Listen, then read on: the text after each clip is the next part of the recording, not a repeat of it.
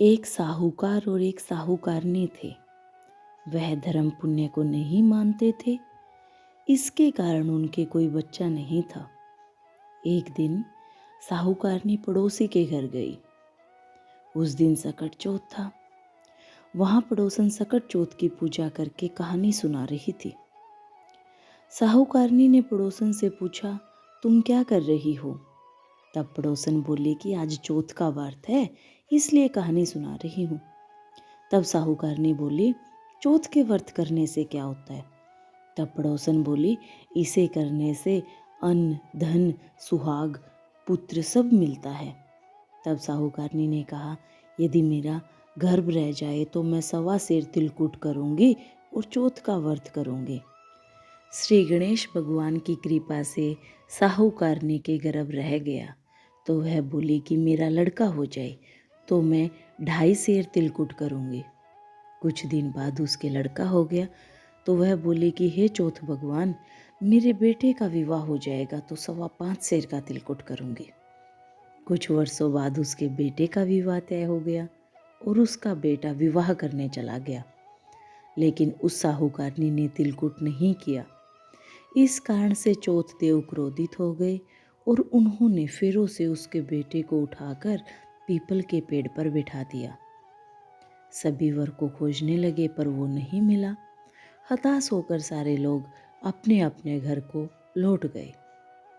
इधर जिस लड़की से साहूकारनी के लड़के का विवाह होने वाला था, वह अपनी सहेलियों के साथ घनघोर पूजने के लिए जंगल में दूब लेने गई। तभी रास्ते में पीपल के पेड़ से आवाज आई, ओ मेरी अर्ध ब्याही। यह बात सुनकर जब लड़की घर आई, उसके बाद वह धीरे धीरे सूख कर कांटा होने लगी। एक दिन लड़की की माँ ने कहा, मैं तुम्हें अच्छा खिलाती हूँ, अच्छा पहनाती हूँ, फिर भी तू सूखती जा रही है, ऐसा क्यों? तब लड़की अपनी माँ से बोली कि जब भी दूब लेने जंगल जाती है तो पीपल के पेड़ से एक आदमी बोलता है कि ओ मेरी अर्ध ब्याही। उसने मेहंदी लगा रखी है और सेहरा भी बांध रखा है। तब उसकी माँ ने पीपल के पेड़ के पास जाकर देखा कि यह तो उसका जमाई ही है। तब उसकी माँ ने जमाई से कहा, यहाँ क्यों बैठे हैं? मेरी बेटी तो अर्ध ब्याही करती और अब क्या लोगे? साहूकारनी का बेटा बोला, मेरी माँ ने चौथ का तिलकुट बोला था लेकिन नहीं किया, इसलिए चौथ माता ने नाराज होकर मुझे यहाँ बैठा दिया। यह बात सुनकर उस लड़की की माँ साहूकारनी के घर गई और उसने पूछा कि तुमने सकट चौथ का कुछ बोला है क्या? तब साहूकारनी बोली, तिलकुट बोला था। उसके बाद साहूकारनी बोली, मेरा बेटा घर आ जाए तो 2.5 मन का तिलकुट करूँगी।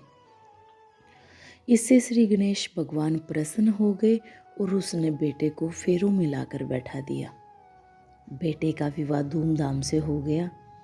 जब साहूकारनी के बेटा और बहू घर आ गए तब साहूकारनी ने 2.5 मन तिलकुट किया और बोली, हे चौथ देव, आपके आशीर्वाद से मेरे बेटा बहू घर आ गए हैं, जिससे मैं हमेशा तिलकुट करके व्रत करूँगी।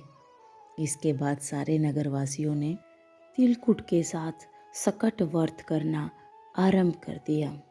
हे सकट चौथ, जिस तरह साहूकारनी को बेटे बहू से मिलवाया, वैसे ही हम सबको मिलवाना। इस कथा को कहने सुनने वालों का भला करना। बोलो सकट चौथ की जय, श्री गणेश देव की जय।